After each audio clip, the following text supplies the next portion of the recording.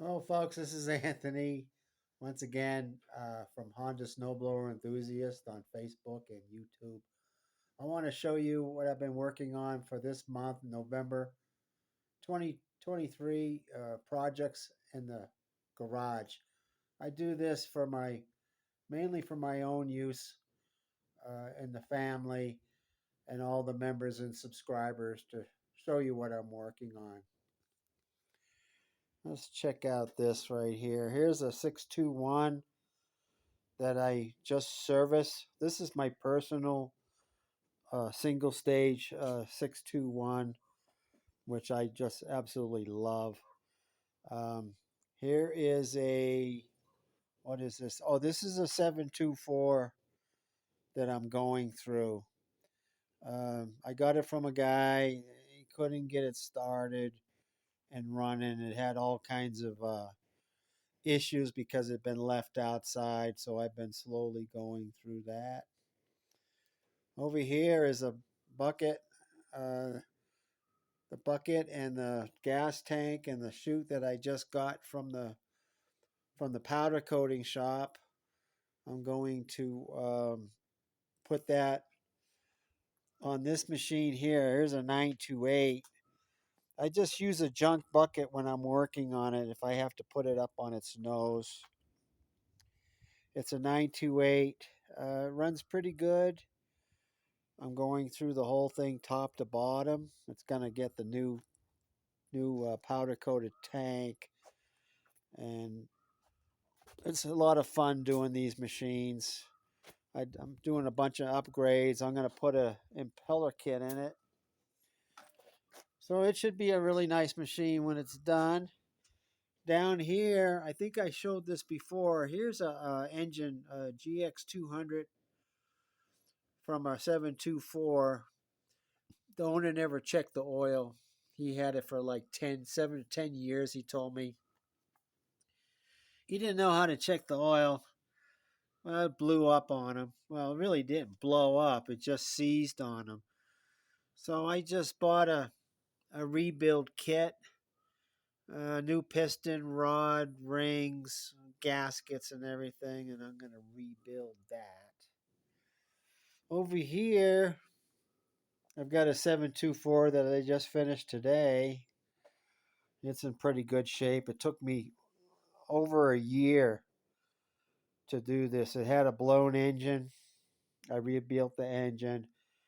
And if you've been watching my videos and articles on Honda snowblower enthusiasts, I broke the head bolts, two of the head bolts, and it had very low compression. It would start and run, and I make mistakes too, folks. I torqued them down to the 17 foot-pound specs that I read in the Honda manual, and apparently they were just weak or something, and two of them cracked. So I had very very low compression. When I was trying to use it last winter, it would bog down in the snow. So I did a compression test and it only had like 30 pounds. And so I took it apart and saw had the broken head bolts in it and had to get them out. Bought brand new head bolts from Honda, put it all back together, and now it runs great. So you live and learn. I mean, I've used reused head bolts before. Like on this one here, this is a GX340 for the Honda 1132. The head bolts are a lot bigger and stronger, and I reuse them with no problem. Here's my box of auger gearboxes. These are always breaking on people, and I just see this one here. I don't know how it broke. I'm just assuming that maybe they used a hardware bolt instead of the shear pin boss pin. I see 4 or 5 of these break every winter. So I usually sell people a good one, with an exchange, and then I'll take these apart and rebuild them.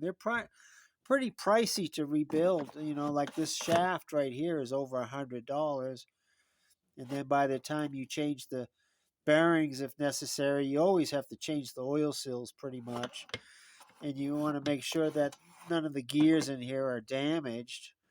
That this repair at the shop is $300 to $400, so I'll rebuild those. I'm rebuilding another final drive gearbox for an 828 or a 928, 1132. They're all the same. I bought the axle kit. You get the axle, you get the main gear, and you get this gear here.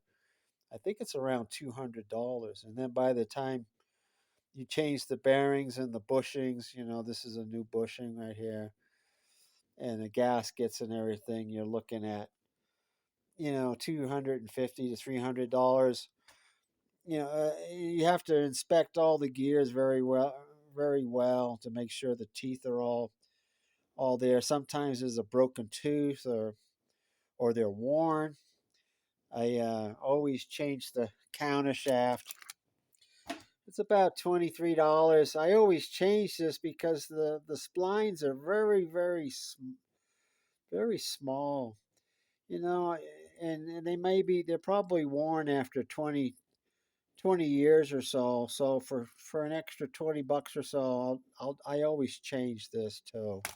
It's a lot of work rebuilding these. Most of the work is in the labor, getting the gearbox off. Okay, so you want to do it right. You know, like I always say. Here's some gears. Let's see, that one's not too bad. Let me see. It's a rusty, but it's not too bad. I did have a gear here over here somewhere. You know, sometimes the slots, you know, the axle has a pin on it and the slots get wallowed out. So the gear's no good. And I think this is like $135 just for the gear. So this is my workbench for rebuilding auger gearboxes and final drive gearboxes. There's a picture of me. It's just a funny picture. Over here, I've got all kinds of bearings and all kinds of stuff. I got a drawer with all kinds of little parts. You know, this is, you know, some of you probably already know what that is, but I'm not going to identify all the parts. And I've got all these different hardware organizers all over the place. Hydrostatic oil over here and some sprays, and I started out with one or two of these, and then now I got five. I got all these organizers. I think I got these at Harbor Freight when they were on sale for $5.99. I've got four of these. This whole box is full of carburetors that either good for parts or when I get a chance to rebuild them. I've got a whole section over here with tracks. And then I get these big yellow bins from Costco. And then I see this is 828, 928, and 1132 parts. Okay. My old Craftsman toolkit, I got this about 35, 40 years ago when they were still made in the USA. They got a lifetime warranty. I got this for free. Somebody was moving out of my town and they just gave that a free. That box over here, this was free too from the same guy, you know. And I got augers over here that need work, need servicing. And so this is what I do. It keeps me really busy in the month to month winter time. I'm trying to get a couple snowblowers ready to sell so I can buy more parts. I just recently bought $1,700 worth of new parts. I bought all those cables, and I've got a whole box of brand new belts and new bearings and all kinds of parts. And I just spent $1,700 at one place and another $300 at another place just to buy new parts. I got this new ultrasonic cleaner for cleaning out carburetors. I've only done two carburetors in it. It worked pretty well. And let's see. Oh, these are augers I'm going to be using for this 928 I showed you.